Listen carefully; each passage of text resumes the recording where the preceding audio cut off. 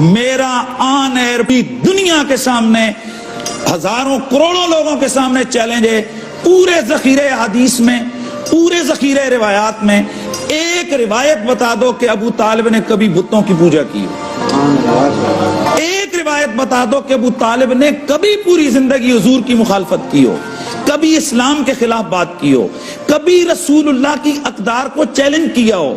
ساری زندگی ابو طالب کی حضور کے دین کی سربلندی کے لیے گزری، حضور کی ذات کے استحکام اور ان کے ساتھ ان کی دفاع کرتے ہوئے گزری۔ تو ایسی ہستیوں کے بارے میں ہمیں بھلے روایات موجود ہوں۔ اور پھر اگلی بار ڈاکٹر صاحب ہمیں حکم ہے کہ آپ ایک طرف آپ کا والد ہو، یہ میں آخری قرآن مجید کی دلیل دے رہا ہوں، آپ کا اگر باپ ہو، لا تجد قوما یؤمنون باللہ والیوم الآخر یوادون من حاد اللہ ورسولہ واللہ کانوا آباہم او ابناہم او اخوانہم او عشیرتہم۔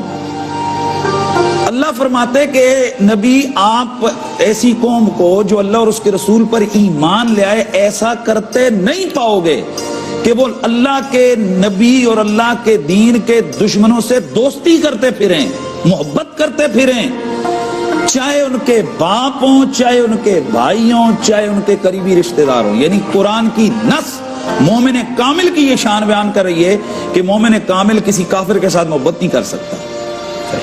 سوال یہ پیدا ہوتا ہے کہ جب میرا ایمان کامل ہو، چاہے میرا باپ بھی ہو، اگر وہ اسلام کا مخالف، اسلام کا دشمن ہے تو میں اس سے پیار نہیں کروں گا۔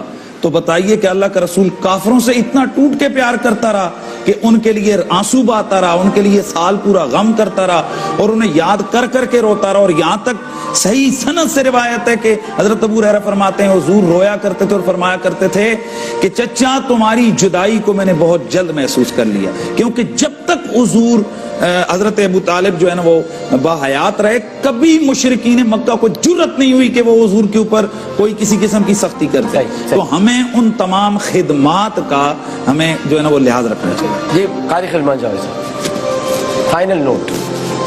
نہیں ڈاکٹر صاحب اصل میں بات آپ کو پورا وقت نہیں ڈاکٹر صاحب میں بات کر رہا تھا کہ نبی رحمت صلی اللہ تعالی علیہ وآلہ وسلم نے جناب حضرت ابو طالب سے محبت فرمائی اور جناب ابو طالب نے رسول اللہ سے ٹوٹ کے پیار کیا، اتنا پیار کہ اس پیار کو اللہ کے نبی یاد کر کر کے روتے رہے، مختلف جگہ پر اس کو یاد کرتے رہے اور پھر انہیں دعائیں دیتے رہے، کہیں بخشش کی دعا ہے، کہیں ان کے لیے رحمت کی دعا ہے اور کہیں فرماتے ہیں اللہ اس کا بھلا کرے۔ تو مجھے یہ کہنے ڈاکٹر صاحب کہ ہمیں کم از کم حضور کی دعاؤں کا تو خیال کر لیں کہ یار اللہ کا نبی ایک شخص کو دعائیں دے رہا ہے۔ اور جہاں تک مسئلہ روایات کے والے سے تو ہم پہلے بات کر چکے ہیں کہ روایتیں بے شمار ہیں، کم از کم ہمیں وہ چیزیں بیان کرنی چاہیے کہ جس میں کم از کم کسی کی دل آزاری نہ ہو۔ میں حوالہ دے دوں کہ مفتی شفیع صاحب ہیں، دیوبندی مکتبہ فکر کے ہیں، ہمارے مولانا احمد یار خان نعیمی ان کی تفسیر نعیمی میں اس طرح اور کئی علماء نے لکھا، علامہ علوسی نے لکھا کہ جناب ابو طالب کا جب بھی آپ ذکر کریں تو خیر سے کریں، اچھائی کا ذکر کریں، کیونکہ ان کا ذکر جب آپ برائی سے کریں گے تو اہل بیت کے یعنی کہ سادات کے دل دکھیں گے۔ اور مفتی شفیع صاحب نے لکھا ہے اور دیگر علماء نے کہ صرف ان کے ہی دل نہیں دکھیں گے بلکہ حضور کی دل آزاری کا بھی یہ چیز باعث بن سکتی ہے کہ ہم جناب حضرت ابو طالب کا ذکر اچھائی کے ساتھ اگر نہ کریں۔